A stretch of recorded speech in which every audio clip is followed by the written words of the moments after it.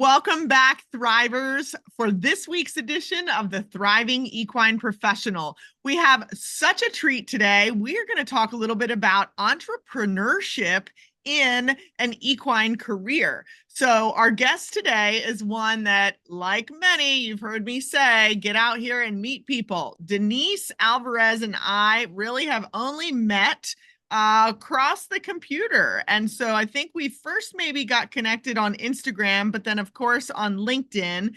And so we're going to hear all about Denise's journey and her story that doesn't really include a formal equine education from a career perspective. So let's jump right into this. Denise, welcome to the Thriving Equine Professional. Jodi, thank you so much. I'm honored to be here. I appreciate the invite. Oh, this is going to be so good because you and I just connected right away, when we kind of first had I don't remember the exact connection, but you are the owner of and founder of Stormlily Marketing. So I want to get into that story, but let's take our listeners back, Denise, to the beginning. When did you become a as you say, a horse girl who loves marketing? Where did the horse girl start? Birth. Like, honestly, I'm one of those that grew up on the back of a horse and have always loved it. My parents had horses. We had quarter horses. We did not show. We just had horses and we did trail rides and we did 4-H and just had fun and just loved and enjoyed horses since the very beginning. So, was there ever then a thought in your mind that you would pursue an equine career? You, I think, went to Missouri State University. Is that correct? Yep, that's right. Yeah, definitely equine career was not on my spectrum. I was one of those kids that if you asked, I was going to be a veterinarian because it was like, what can you do to be with animals? Everybody says veterinarian, right? But then obviously you get older and you realize I don't really love science that much. So I'm not going to go that direction. But honestly, I'm also one of those adults that looks back and realizes she missed out on a lot of horse time as she got older, right? So like when I reached about 15, 16, I started getting involved in school things and we still had horses at home, but I wasn't as crazy about them, right? I wasn't like writing in my notebook. Like when I look back at my elementary notebooks, I can see like, I can't wait to go home and ride so and so, like that's what I thought about all day. As I got older, it kind of changed and I started to become more involved in business type things at school. Like I loved my business classes, yearbook editor, those types of things. And so a career in horses was not on my trajectory. And frankly, to be honest, like from my community, I'm from a very small town and it really wasn't something that I grew up around. You know what I mean? Like my dad would train horses, but that was not his main gig. He did that for others on the side.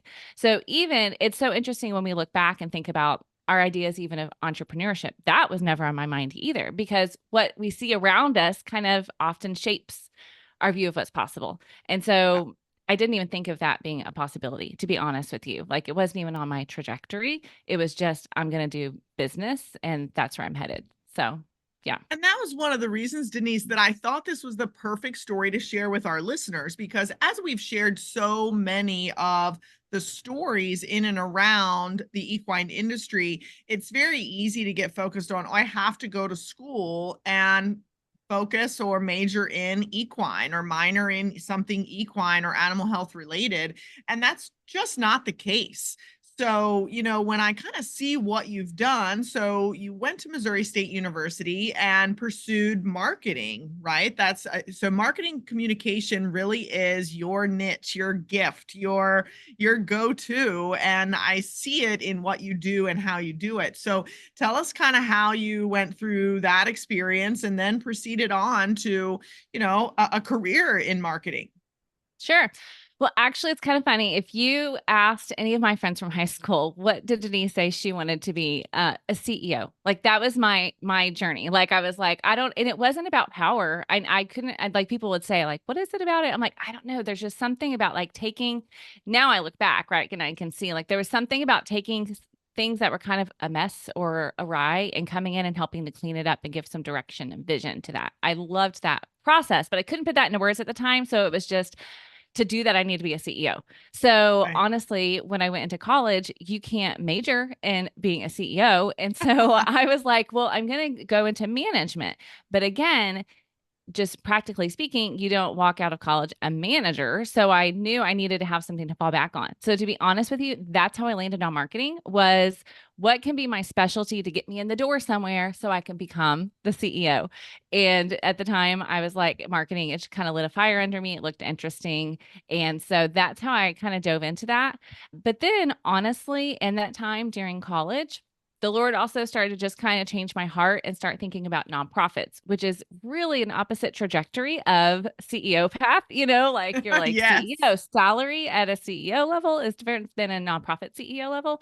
But I started to just really realize where my heart lies. And it was in helping people and serving people, but I have more of a business gifting, right? So I was like, I know I'm not meant to be a social worker. That's just not where my gifting lies. I knew it was more business. I knew where my passions were, but I thought, can I use that in a nonprofit role? So right out of college, to be honest, I started working at a nonprofit locally, and I've stayed in that probably about, I would say at least a decade. I think it's crazy to think about years that way. Sometimes when you Right. look back, you're like, how has it been that long?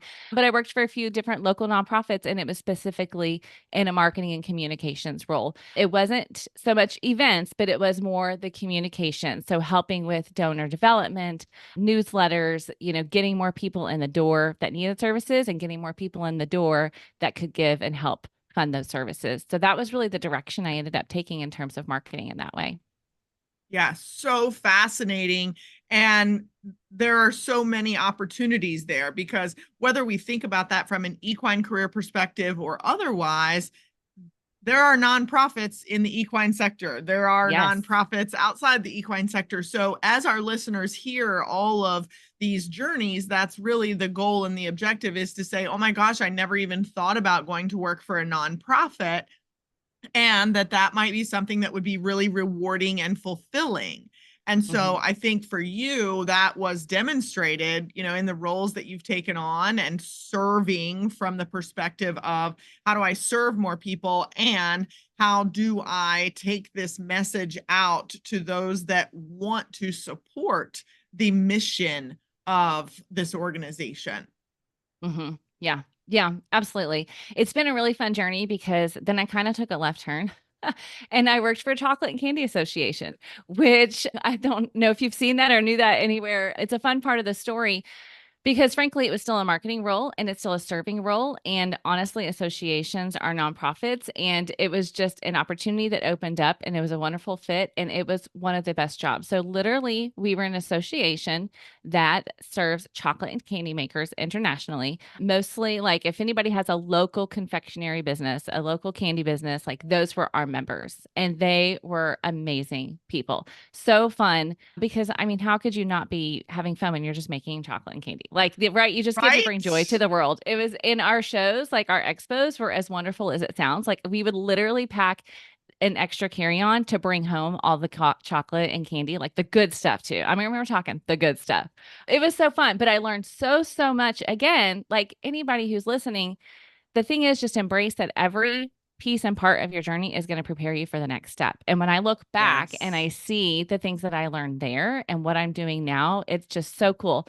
So I did that for a while and I loved it. And the only reason I left is because I had a kiddo and I wanted to be at home and still work and do the things that I love. And so this was pre COVID, but still in the association world, there are a lot of jobs that are virtual. And so I thought I could just find something where I could kind of still be at home with my son and still do the work that I love to do because I loved what I was doing.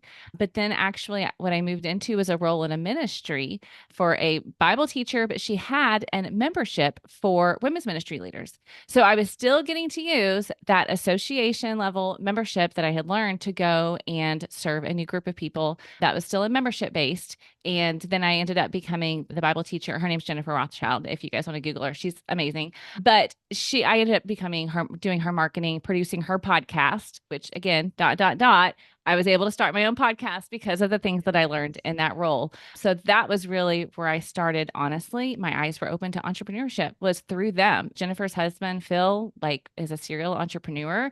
And so we would have all kinds of conversations about business and entrepreneurship. And I just kind of started to like see the possibilities. Because again, until your eyes are opened. So I love your podcast, Jodi, because you're opening so many people's eyes to the possibilities, because it doesn't have to look just one way. And so when I saw what was possible, that I could actually start my own business and still be at home with the kids and still do things that I love.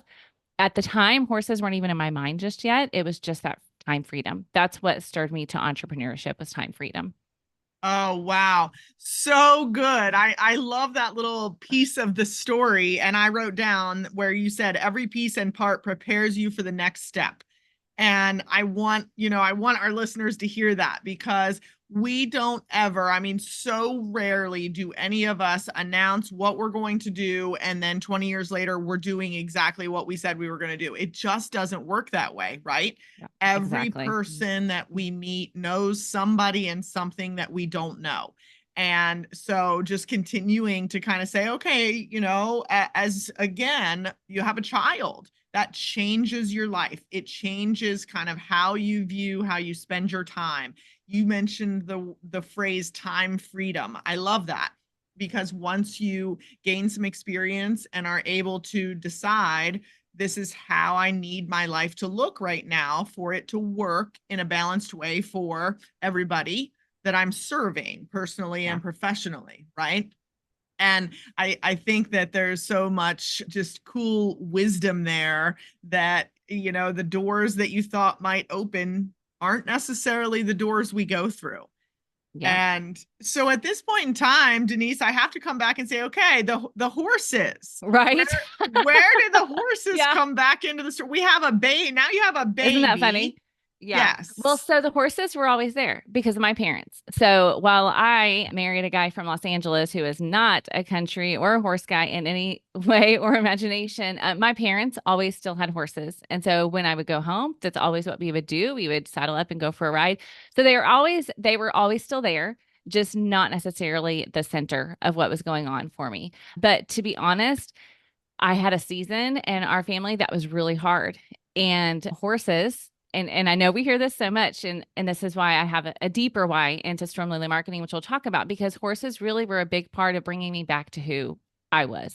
And the Lord just really using them to remind me some truths about myself and what was true about him, and to allow myself to just kind of go back to who that girl was in the beginning, right? And remember what was important to me.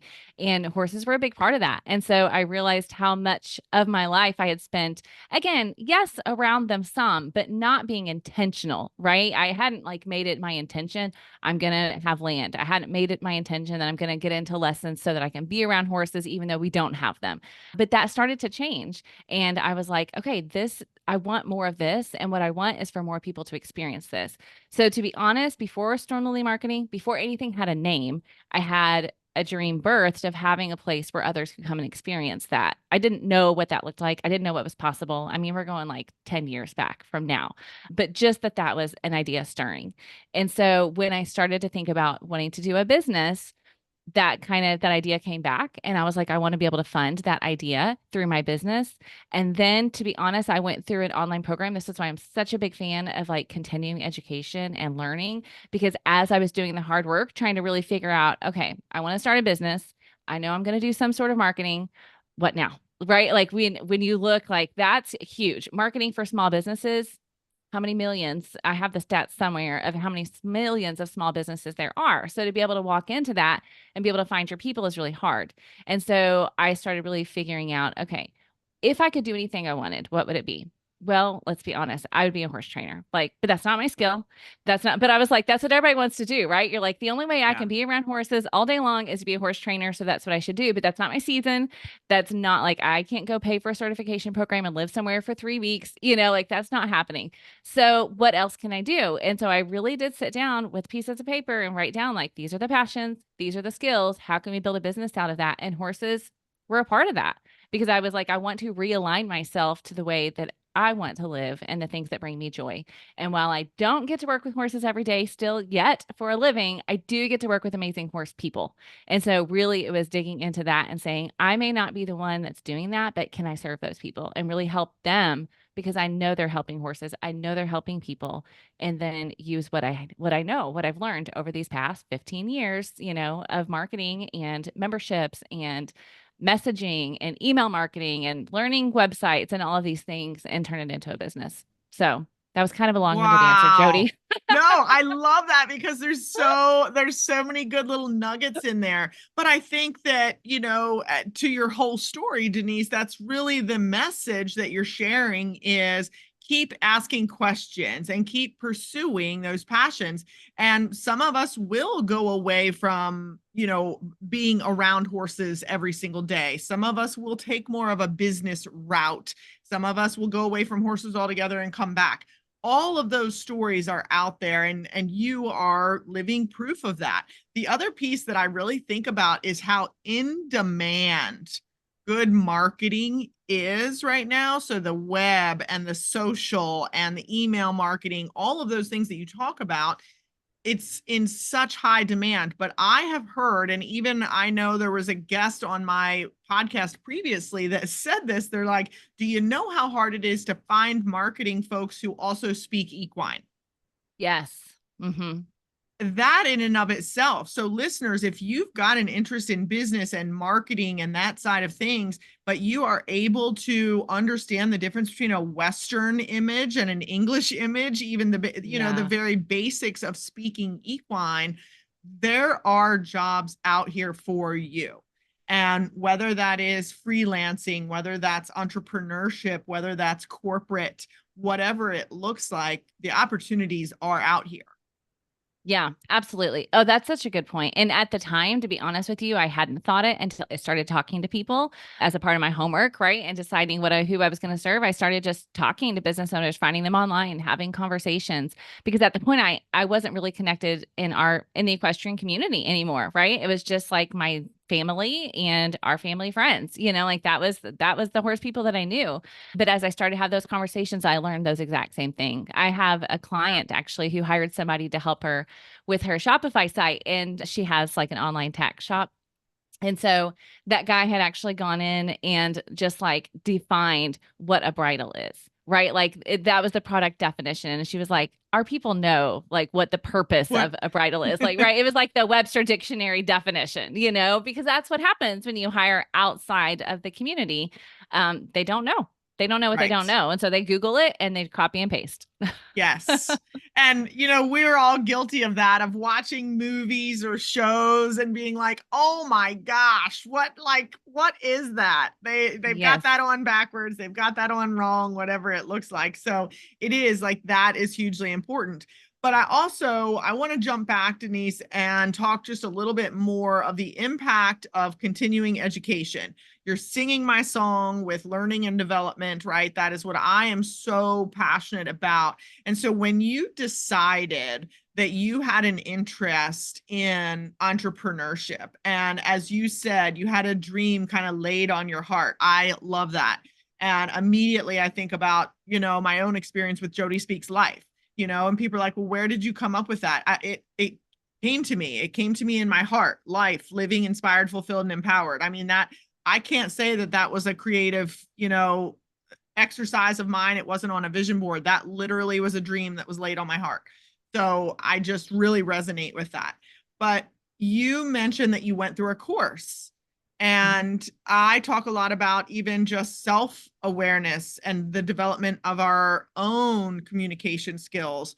So talk a little bit about how impactful that was, leading you forward towards the connections then that allowed you to build your business. Oh, I'll tell you, because the coolest connection. So the online program I was in, it's called B School. It runs like once a year, and it's specifically for getting your business up and off the ground and running. So it was really powerful. Obviously, you have to do the work, and you have to be self-disciplined to do it, right? So I had to literally put on the calendar every Thursday night, these 3 hours. This is like my work. This is my class time, right? And treat it that way. And it was so powerful. But what I will say is inside of that, I met somebody who was in the horse world, who was also in there because she was going to be building an online program for her horse business. And she and I became first we worked together. She became a client of mine. I read her website. I've helped with multiple of her launches of her online program. And then we also became very good friends. And she is the one I always give the credit to for my podcast, the How to Market Your Horse Business podcast, because she was like, Denise, you need to do a podcast. Nobody's doing this. Nobody's speaking. That this was what, 4 years ago now? Oh my gosh, that's crazy. Yeah. And so, yeah, to speak of connections, like you just never know. And now, like, she's one of my best friends, a business friend. She lives in Canada. We've met in person now a few times, and it's amazing. But that was because I was in that online course. So, yeah, I'm a huge fan of just doing the work so that like we could split that. Part A, do the work, do like you said. Oh my gosh, I'm such a fan of podcast and learning and taking action and all those things. And then also making meaningful connections and letting that open up the doors to what you have for your business and your personal life too. She's been a huge blessing personally. Yeah. Yes. That's the power in putting yourself out there. And as my listeners have heard me say, getting comfortable being uncomfortable. When's the last Yeah. time you did something for the first time? Go meet people who are a little outside of your peer group. They are 5+, 10+ years ahead of you, doing things you might be interested in doing, working for organizations that you're interested in learning more about. So go and meet those people, because those are the connections that matter. They are the connections that will absolutely fast track you, open doors you didn't think could be open, make phone calls that you need made to get an interview or to get whatever it is that you're, trying to accomplish. So, really cool advice. So then comes, I don't know what came first, the second child or Stormlily Right. Marketing. I can track their age the same. I was pregnant with Gabriella when I started the business because, again, of that partly the time freedom. And I'm a dreamer, like I have big dreams for the business, but I was like, in this season, what can I do to build up some income for when Gabriella comes and what that's going to look like? So, literally, I was pregnant with Gabriella and, staying up doing my day job and then the night job stuff, like the true hustle mode that every entrepreneur is going to tell you have to have. Like, you have to have Yeah. those seasons. And that was my season. So I was pregnant with her and started the business at the same time. So yeah, and honestly, I will tell you, I know you're going to build this in, but this is the nice time to tell you that I started out as actually Stormlily Solutions because I didn't want to put myself in the marketing hole yet. At the time, I was like, I don't know for sure if that's what I want to do. I had a lot of imposter syndrome. So I was like, we're going to play it safe and just do Stormlily Solutions. And then here's the lesson learned. It was so vague, so safe that it did not open any doors. Like it was not a good choice, but you have to learn from your choices. But I'll tell you like that, I knew why I made the choice. And then later I was like, and that choice did not work for me. I've got to just step into what I want to do. And so I had my logo redone. And that was when I had also decided to do the horse businesses because at the time I had just like a super simple Stormlily Solutions logo. It looked like any other business branding agency out there. And I'm a one person shop. So I'm also not an agency. I'm not pulling in the leads an agency is pulling in. And I didn't have anything that made me unique and made me stand apart. And so when I moved that to Stormlily Marketing, I changed the logo to incorporate a horse. So it was very clear I was a marketing for horse people. That was when the door started to open, when I was willing to really niche down and decide who I was for. Yes, that is such a hard lesson. So much easier said than done. Yes. When you hear that advice time and again, who are you speaking to? What problem do you solve? And focus on that, because we all want to go out and we're like, well, I can do this and I can do this. And I'm pretty good at this. No, like, who is your audience? So Mhm. hear that, especially for anyone out there who's dreaming of entrepreneurship, who has this idea or their dream on their heart. Listen to this advice because it's really incredible and it will help you get clear on who you are, what you do, and why you do what you do. I think that's really kind of the goal. So here you are, right? About 5 years into the entrepreneurial journey of providing solutions to horse businesses, equine businesses. So tell us all about Stormlily. First, I want to know where the name came from. Yeah. So that's a great question. To be honest with you, when I started it, as I said, I had this idea of a ranch in my mind. So I didn't say earlier it was a ranch, but in my mind, it was like a ranch where people can come and experience what I did with horses. That was very vague at the time. I didn't know what that could be, but I knew that I wanted to be an umbrella brand. I hardly ever watch Fixer Upper, but from an outside perspective, Joanna and Chip have created a really cool brand with Magnolia being able to be so many touch points, but still have that one name. And so I loved that. And so I was like, is there a name I can take that will then be able to use for different touch points as it grows or just to have opportunity? So I didn't want it to be around my name. I wanted it to be around a brand that I could grow. And so honestly, Googling and sticky notes and notes on my phone. And I can't even tell you how I ended up finding this. It's actually a flower. Stormlily is a flower. I want to say it's in Australia. I loved the name. It was unique. All the domains were available. So for those listening too, like something to consider as you're putting together a business name, look at the domains before you make a decision and see what's available. So all of that was available online. Nobody was using that, not even just in the horse space, but like nobody was using it. So it was something unique that I could do. And the super cool part is actually they say the storm lily flower comes out after the storm, which I thought was so, so cool because with Storm Lily Ranch, that's the beauty of it is that people will have storms in their lives and there can still be beauty. And so so I was like, yes, absolutely. That's how we landed on that. How inspiring. I love that. So now I'm going to be Googling the storm lily flower because I want to know more and see it. Yeah. Yeah. Do go look it up. And if I've got something wrong, feel free to let me know. That was 5 years ago when I did that. So, but that's what I remember from the time and how I made the decision. Yes. And so the services now that you provide, tell us more about who Yeah. you are and what you do. Oh, I appreciate that. Well, here's what I will say too for those listening. Before I even get into that, my advice before I even say this would be you're always going to be evolving and growing. Like, even when I say, okay, and then I decided horse businesses, that does not mean that it was all sunshine and roses. That also doesn't mean people just flooded in the door. And that also doesn't mean I didn't have to niche down even more. So it was a process of figuring out what should that look like. I don't want to build an agency because of my season of life. And so I knew I only needed to do the things that I wanted to do. I didn't want to be someone who was outsourcing a bunch of things. So you're not going to go to my website and see that I provide social media scheduling and email marketing and copywriting and website design and coaching and content creation. And right. Like I was like, I don't need to offer. When you say marketing, it can go lots of different ways.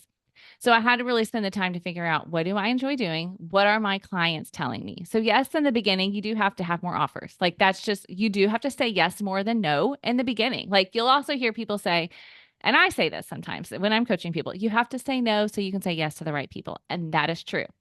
But I will also say when you are starting out, there are definitely seasons where you say yes because you need to learn what you're good at, what you enjoy, what types of clients you enjoy working with. And so in the beginning, it was more varied, but now my core offerings are coaching and website design and copywriting. That's my heartbeat. Now, I'm very passionate about email marketing and I'm very passionate about people creating content on social media that's engaging and serves well and all those things. So that's where my coaching comes in. So with one-on-one coaching, I'm able to really help people put together a plan for their email marketing that's doable because that's something that really most entrepreneurs should be able to do on their own. Even if you're doing a once a month email and you're building that email list, I'm very passionate about reminding people that they don't own their social media space, they're renting it, but you own your email list. And so if you're diving into entrepreneurship, that is one of the first things I always tell people to do is have a way to be collecting email addresses because those are people who are saying, I want to hear from you. I want to buy from you. So I'm super passionate about that. But again, seasons of life, I don't have the capacity to take on 10 to 20 email marketing clients a month, which is what I would need to do for my business. And so instead, I've turned that into coaching so I can help people to do that well. So I love, love, love coaching. And on the coaching side, we make sure you have a social media plan and a plan for your website, like a cohesive plan that's simple and doable. Now, I also love website copywriting.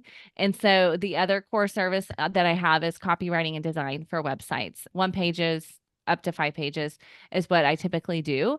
And the reason I've bundled it together is because, again, looking back, we looked a little bit at my experience. And one of the things I was constantly doing was honing in on my copywriting skills, going to classes, and I just learned it's an art and a craft and it matters so, so much. You can have a really beautiful website, but have copy that doesn't speak to anybody or pull anybody in or is very bland or vague, and it's not going to help you build your business. So it needs to be both. And so I actually will only take on website projects where I'm doing the copywriting and the design, because I've learned that I care too much about your copy to leave it. So even if somebody was like, and I had done this before, where they're like, well, I'll write it and then you design it. And I was like, okay. And then I got into that document and I was like, I cannot put my stamp on this. Like, I care too much about the copy to do that. So I am very particular to write in the business owner's voice and their heart with conversions in mind. And then I design them as well. So those are my two core offerings right now. I do have some on, because I'm a fan of online training. I've tried to take what I've learned and put it into easily digestible format. So I do have a few online trainings on my website, but mostly right now it's one-on-one services. I want to build up my library of trainings. And then of course the podcast, How to Market Your Horse Business. That's my heartbeat too. I love it. Yes. Well, I hear your passion. I mean, that was incredible. And the only thing I can think of, Denise, the first thing I can think of is I'm glad that you are out here doing this, because you talked about so many things that I have zero interest or ability in doing. Right? You're We like, start oh, as that's so funny. entrepreneurs, and you're like, okay, these are some of the things I need to be doing. And very quickly, let me tell you, I'm like, I do not want to be creating content on social media, period. Like, Mm-hmm. it, it is tedious to me. It does nothing, so I do need people out there that are That's so willing to funny. do those Yes. things. And to get into the back end of a website, I'm like, oh my gosh. So this past year and a half for me has been a lot of, I don't know how to do that yet, but it's Yeah. also, okay, making partnerships that work, partnerships that Mm-hmm. make sense, partnerships that you, to your point, speak the same language and can learn and grow in ways that that are going to benefit your business and your mission and your objective. Yeah. Well, okay. Let me speak to this, because the idea of social, if I'm totally honest, and I'm honest on my social media and with my podcast listeners, I'm not somebody who loves social media either. And to be frank, if you go on my profiles right now, you're not going to go like, wow, she has like all of these followers, because that hasn't been my focus. My focus has been to make connections with the right people. And so, while organically, yes, the more followers you have, the more eyes you're going to get on your content. My focus is connections. And so I've been able to make a lot of, you and I connected on Instagram, right? We can have those conversations with people without being focused on the follower count. Now, am I looking to grow? Of course, always. And are there seasons of life? Yes. And as I said, my season is about to change. My daughter's about to go into kindergarten. So that focus may shift a little bit, and to be totally honest, but I don't love social media as much as I love making connections. And so when I can put a why to what I'm doing, then I can do that. And same for email marketing when I tell people. So like with your social media, if you have a why behind it, it's going to work, it's going to connect you to the right people, then you're going to be more prone. Doesn't mean you're going to love it. I don't sit here and love it. Like, I'll be super honest, but it's a great tool and it's a great place to find and connect with the right people. And therefore I make myself do it. Right. Yeah, and that's so wise. And I think that we can apply that across both personal and professional Mm-hmm. lives, right? In that we are not here for what we've heard called vanity metrics. It doesn't Mm-hmm. matter how many people like what you post. Did you post it with a why behind it that is true to your heart? And you talk, Denise, I know some of your advice that you share is comparison and social media. So while we're on this topic, let's talk about that, because again, that's something that, previous episodes, my listeners have heard me talk about comparisonitis and the risk of that, and how I feel that it's just so detrimental to especially our young people, that we're in this constant hamster wheel of I need to be prettier and I need to be better and I need to be stronger and I need to be this and I need to be that. No, you don't. We need you to be you. And so I think there's so much wisdom in what you share about social media. So can you speak to that for us? Yeah, because especially when you're on social, comparison is just bound to happen. And frankly, none of us are immune to it. You can walk to the store. You know what I mean? Like, you don't have to be on your phone for comparison to rear its ugly head.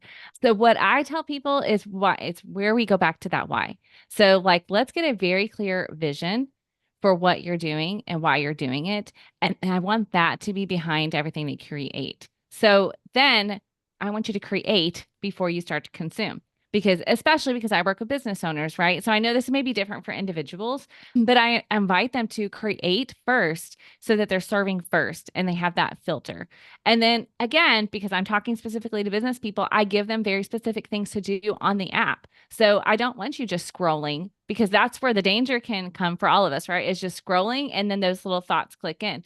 But I want you to scroll with a purpose. When I scroll, I need to be looking for who can I connect with? Who can I engage with? Who's a good fit for me? Who can I connect somebody else to? So putting a really strong why and a purpose behind each of your actions on social media helps to alleviate that comparison that so easily creeps in. Such good advice. So scrolling to connect. I'm writing that down for sure because I think we can really all get an image from that. We know exactly what happens. All of a sudden you look up at the clock and it's 30 minutes later and you've just been scrolling, Right. randomly liking some things. And then I do want to really give a shout out because this is something I don't know that I had ever really completely understood: creation versus consumption. So speak to our listeners because so many of our listeners are young people that are making that student to professional transition or early in their career. And so let's define for them the difference between creation and consumption. Okay. All right. This is a good challenge because I don't work with as many students and professionals that way. So when I'm talking to business owners, create is literally creating a post, creating a story, like the content that you are putting out into the world. And to be frank, in this world of social, and I'm sure you've spoken to this before, Junie, but even on your personal profiles, the things that you create, they matter. Right? Like it's not just Yes. personal, is because everything's so connected. Even if you have your stuff set to private, no, somebody knows somebody who knows somebody, you know? And so thinking about the information that you put out there, but if you're even speaking to LinkedIn, right? What can you post that's of value to other people, but that also shows what you stand for, what you believe, what, and not just like, I don't mean like on a tiptoe level, like trying to like, like part the waters and tell people where you stand. But I just mean like, what's important to you? What passions do you have? What organizations are you excited about? What products are you excited about? Right? There are lots of different ways, and I'm sure you've already spoken to about what you can create on LinkedIn to really just open people's eyes to what's possible that you could help them with or that you can be involved in. But all of those things are creating. Consuming is literally, it's not, it's the scroll, but also the tapping, right? On stories. You could sit there and tap all day long and read people's stories. So honestly, if you're somebody that's like, Denise, I hear you. And what the heck am I supposed to do about that? Because I get sucked in, set a timer. Like if that's something you enjoy, if you're like, I enjoy that, Denise, like, because, some people do. I don't. I'm Yeah. married to somebody who does enjoy it. And I it's just like, it blows my mind. I'm like, how do you want to spend your time doing that? But some people do enjoy it. But if it's taking you away from the things that are important, the things that are really going to help you build the life and business or career that you want, then set a timer. Like set some limits around your time, do what you enjoy, but then also set a timer and say, this is going to be my intentional time. I'm going to do this with a purpose to serve others, to love others, to make connections that are going to help me in my career, whatever that might be. Denise, I could literally be jumping for joy right now that you really made no differentiation between personal and professional. I think that you explained that beautifully because they are, especially young people, we are thinking so much more about personal, and many of them don't even have the LinkedIn yet, right? We want them to, so we're getting a little bit more focused on our professional connections. But your brand, who you are, matters. And it's Hmm. up to you. Everything that you say, everything that you do, everything that you share, all of that is building your brand, which is what people say about you when you are not in the room. Who are you and what do you stand for? So I think that you explained that just really brilliantly about the importance of what you're putting out there, whether it is personal or professional. So thank you. Awesome. Good. You're so welcome. Yeah, that was great advice. So make some notes, listeners, like, because that is money right there. If there's anything you want to have some takeaway and start to really evaluate, what kind of time you're spending on social, and then what are you doing with the time that you're spending on social? Because I've gotten to a point now where I'm saying eyes up, thumbs down, right? So like Yeah. we're on there with our thumbs, right? But eyes up and thumbs down. We've got to make connections. And that's only going to happen when we take our focus off of our devices. So I think that's really important to be intentional with how much time you're spending and what you're doing with the time that you're spending. Yep. Um, the other thing, Denise, that you share a little bit about is the difference between the importance of a website and social media.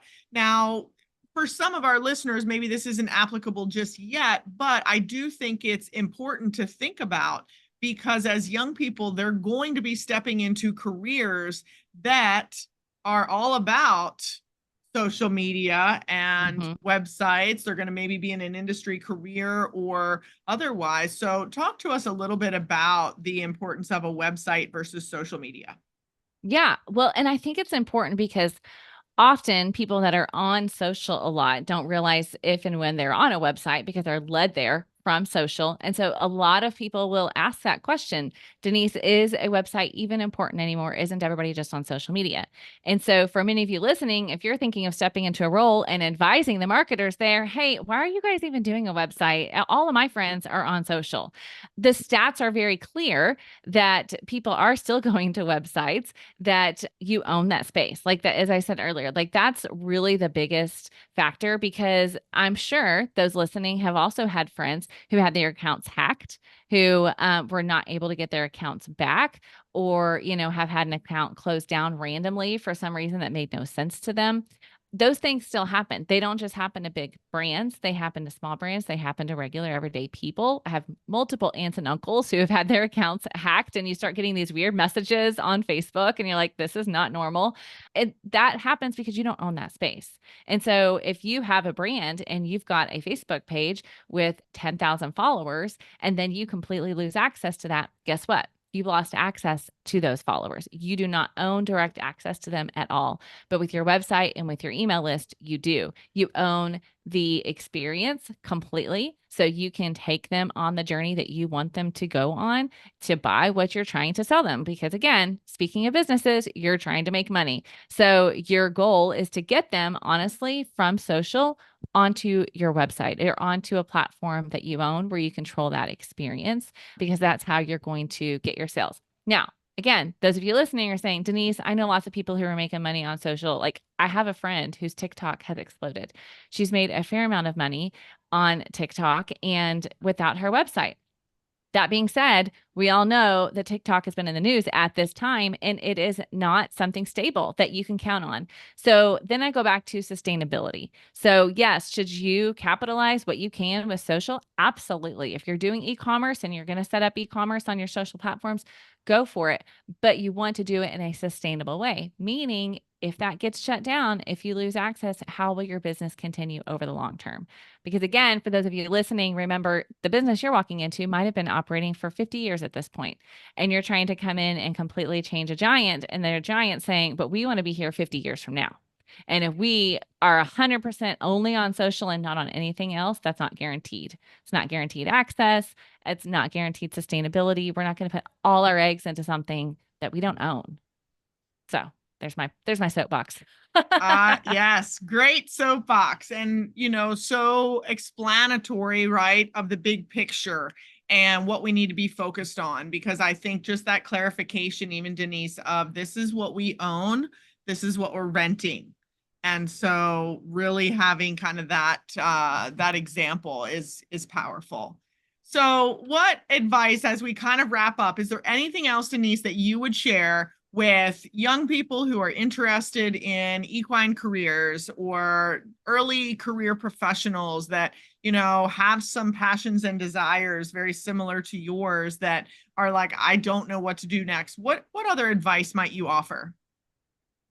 Oh, that's so good. I would say I had actually a few things before we started talking, and then I was like, I think what I would really say is be open to the process.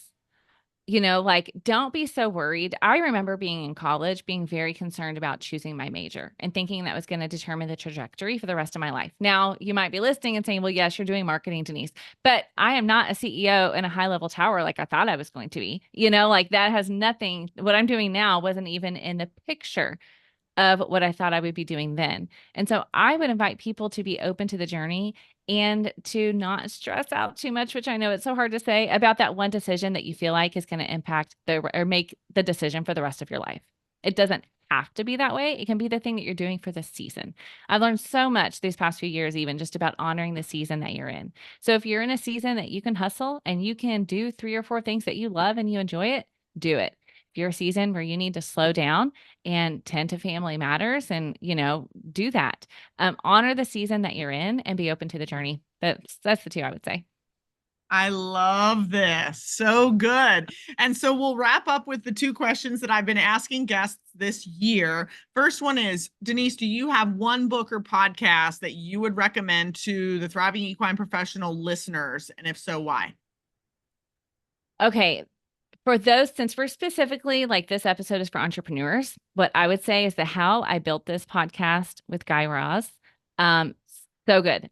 For a while, I listened to every single episode. I never missed one. I've broadened my horizons right now, but it is super, super powerful. It is people's stories, but you learn so, so much from their stories, and it's founder stories. So that's why it's called How I Built This. So podcast listening, if you're thinking any inkling of entrepreneurship, absolutely, that's where I would go. It's not only inspiration, but it's like really, it doesn't like give you 5 practical tips to do XYZ, but honestly, if you have an entrepreneurial mindset, then I know you're looking everywhere you go for what you can learn and take away from people. And so that's what you're going to get on that podcast. Awesome. Okay. I'll have to pop onto that one because that's not one that I have on my list. Oh, good. Okay. I can't wait to hear about it. Yeah. You'll have to tell Yes. me what you think. And then number 2, what is one piece of advice, Denise, that you might have related to what I call life balance, specifically in the face of today's hustle culture? Oh, I hate to repeat myself, but I'm going to, because this one has been huge, which is honoring the season and allowing yourself to honor the season, especially if you're listening to this podcast. I also know that you're probably a driven individual. And so and I am too. And that has made this a hard lesson for me to learn, to say, like, I want to do XYZ and do these things, but this is not the season for that. And also, when it is the hustle season, to be okay with that, because there's no such thing as this perfect word balance. Like, it's become my least favorite word, because it doesn't really exist for entrepreneurs. Like, there will be seasons when you're in launch mode and you are like, it's crunch time and there are 10 days of working every day and night. And then you get to have seasons where you're not, and you get to enjoy that too. So for real, it's been learning to honor the season, which again, I know I'm thinking back to when I graduated college. And if somebody had told me that, I would have like probably rolled my eyes. Like, I know that I'm Yes. telling. So I get that, but it's also like, man, you're in a different season and you can honor that. You have freedom to go and travel and do what you want. Pre-kids, my husband and I absolutely traveled a lot more because it was cheaper. So that was a different season. So I just have learned so much about that ability to honor the season, brings so much joy to our lives. Yes. And I love what you said earlier too about taking advantage of the opportunities, because while we are honoring the season, it's not about sitting and waiting for life to come at us, Absolutely. Yes. Yeah. right? Like get out there and do life. And Yeah. yeah, knock on Yeah. doors, kick down some doors, meet Yeah, be people. scrappy. Yes, Yeah. all of those. Yeah, I'm so glad you said that. Yeah, I don't want anybody to hear that and think that it is not sitting back, honoring the season, going, well, this is what life's handed to me right now. No, because I'm also a dream chaser. Like, and that's what I said. Like, I help dream chasing horse business owners because that's me. I'm going to constantly be not chasing like this never ending goal to make me feel unsatisfied, but just the idea of growing and learning all the time. Like, I'm totally here for it. Yeah. Fabulous advice. Denise, I know that some of our listeners are going to need to find you. So obviously we have mentioned you and I are connected on LinkedIn, and I always start there, but please share your website and socials that you want to send our listeners to. Sure. It is Stormlily Marketing across the board. So it's literally how it sounds, Storm, Lily, Lily, on Instagram, Facebook. The website is stormlilymarketing.com, or you can even just put in stormlily.com if it's faster if you're on mobile. And then the How to Market Your Horse Business podcast, of course. Yeah. Yeah.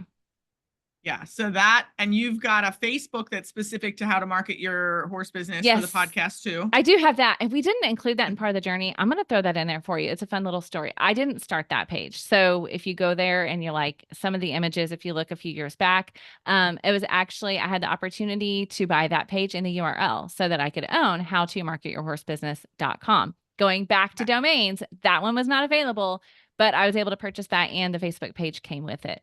So yes, I do own that as well. They both, like, I'll be super honest with you. Again, seasons, I kind of put the same content in both places. So you're welcome to go to either one. Yeah. How to Market Your Horse Business or Stormlily Marketing right now. Awesome. Denise Alvarez, thank you so much for joining us today on the Thriving Equine Professional.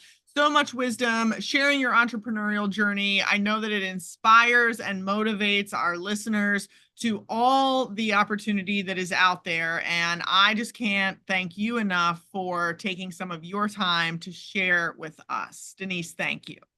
Thank you, Jodi. I'm so honored and grateful. And I hope that everybody listens is inspired and encouraged and continues to listen, because I know you're doing some really good stuff.